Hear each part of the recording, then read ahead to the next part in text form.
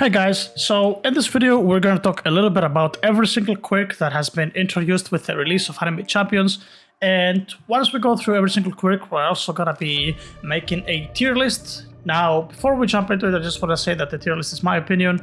If you disagree, feel free to let me know with your opinions about where everything should be ranked, but regardless, before we actually start, there's a few things that I should probably talk about. So let's switch over to our tier list right here, and as you can see, the first passive that we have is actually Sorcerer 3.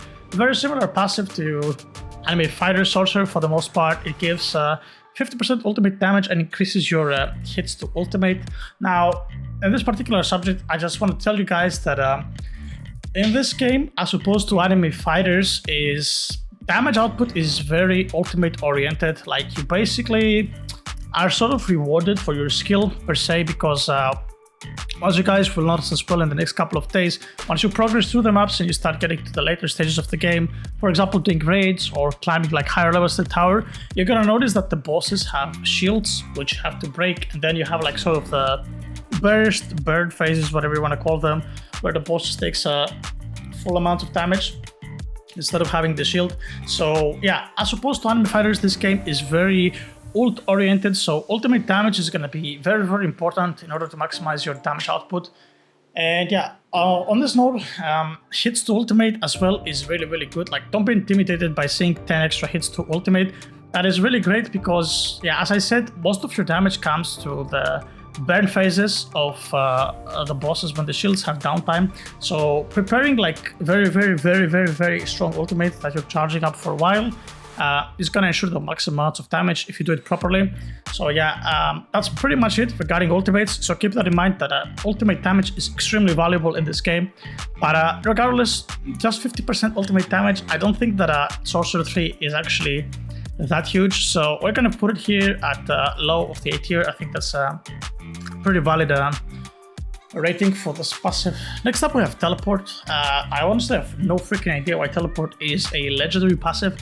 It is absolutely garbage. It has 50% attack speed, sure, it's decent, and 3x movement speed. Reminds me a lot of Tiny from Anime Fighters, but Tiny later had some damage multiplier as well. But yeah, still, that's garbage. I think we could slam it here, probably middle of the A tier, maybe even bottom of the A tier, I don't know.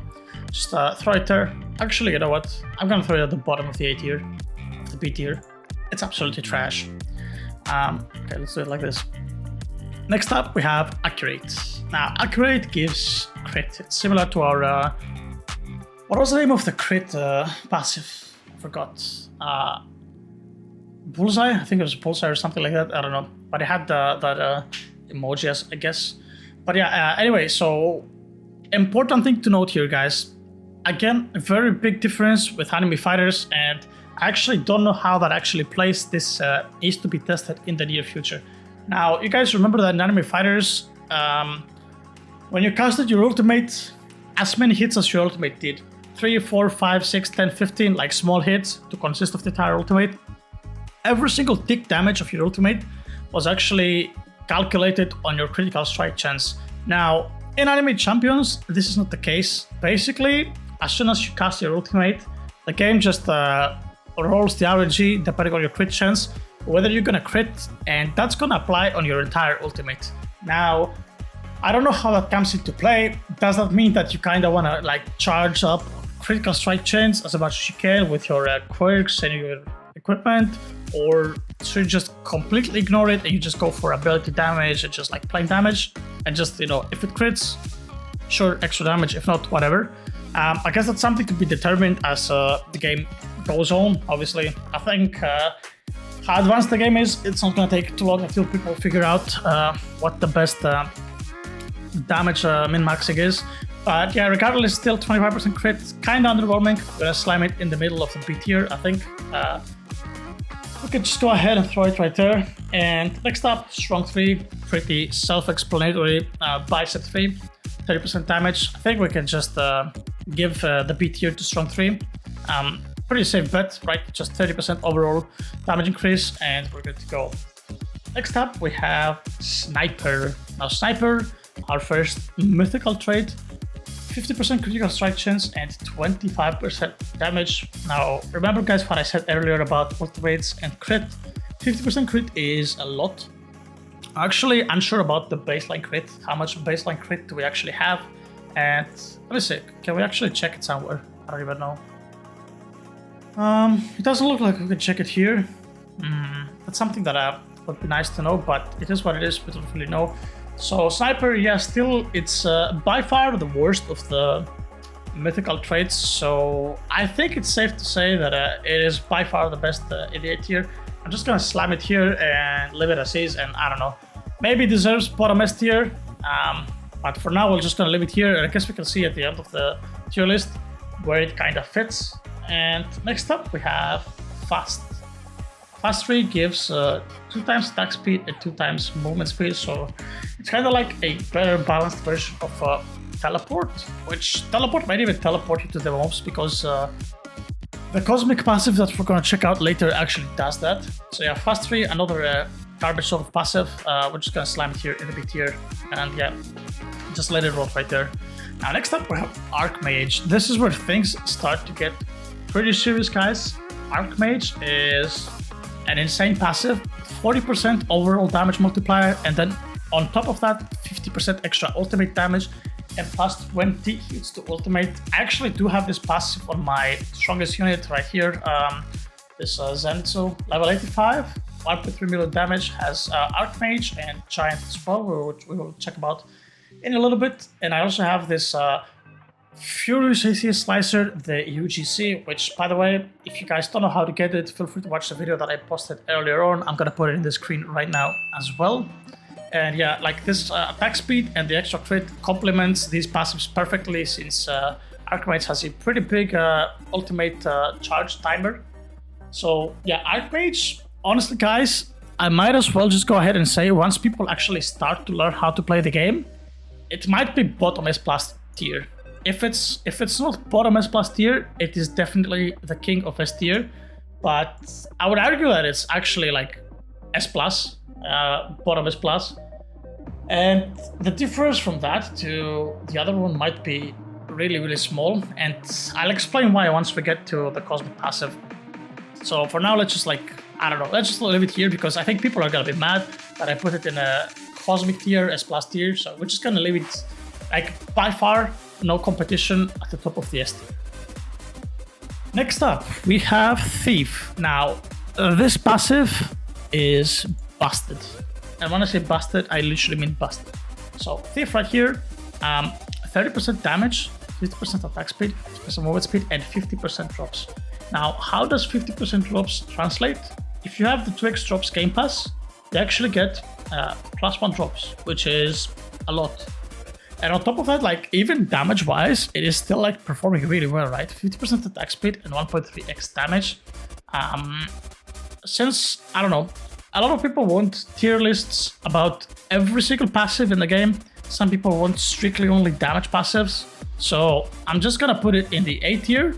But I have to tell you guys, keep in mind that this passive right here is a must-have. You need a team with Thief units. So technically, this is an S plus passive if you don't go damage-based. But if you go damage-based, it is an A tier passive. So we're just gonna put it here. Next up, we have Black Hole. Obviously, our cosmic passive, the best passive in the game, absolutely broken.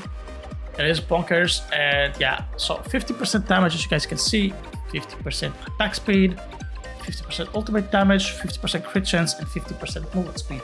Now, it has literally everything on a 50% multiplier, so it does everything. It is insane, and it also makes your unit teleport to the mob that you are attacking, which looks really, really, really cool. Blobman actually pulled this passive on a mythical unit, and yeah, that unit is gonna pop the hell off when he levels it up. But yeah, so my case about Archmage being actually an S plus tier, while obviously if you put them side by side, it's incomparable, right? It's because of the plus 20 hits to ultimate. And as I said, ultimates are a huge factor on your total damage output. That's why I said that Archmage could be like bottom S tier, while Black Hole is obviously king, the S tier. So yeah, I would still say that Archmage is like bottom S plus tier. people really sleep on, especially those plus 20 hits to ultimate is really gonna add up crap tons of damage. But yeah, that's just my opinion. So in order to not have any issues, we're just gonna dump it here in the S tier. Next up we have Giant, the other passive that I had on my Zenitsu. 50% damage, 50% crit, and a little bit of size because, apparently size matters, you know? So yeah, S tier passive, easily, no debate right here. Next up we have drops, passives. Like, the next passives are gonna be utility passives. Now, once again, basically, if Thief is S+, it's a must-have. Collector is the second closest must-have, so it would be S tier. But yeah, these are just like honorable mentions, honestly. So yeah, we're just gonna, I guess we could just do this or something, I don't know. Just like do like this, and yeah, just leave them here because you guys need a team of drops. Now, next up, Genius again. Genius, minus 32% to level on Genius 3. This passive is extremely slept on, even for damage. That's how I actually leveled my Zenitsu to level 85. I had Genius 3 on it. And for whatever the reason, I leveled it up until level 84 without getting double Genius. And then I spent about 1.5 hours. I rolled 500 times and I didn't get a single Genius. No Genius 1, no Genius 2, no Genius 3.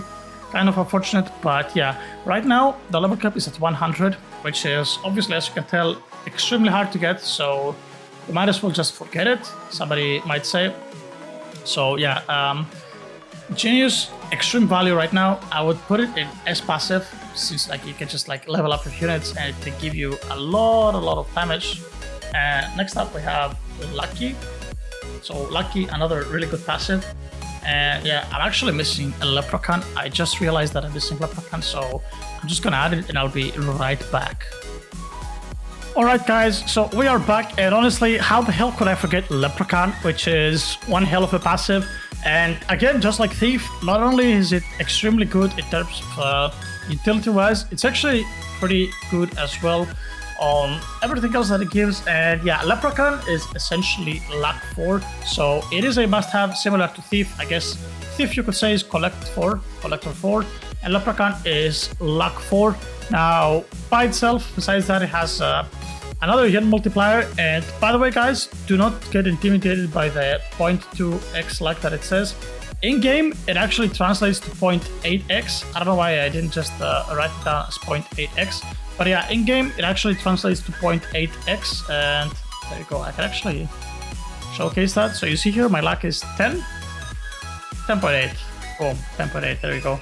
So yeah, it translates to 0.8x. And real quick here, I guess I could just probably go ahead and fix that, because why not, right?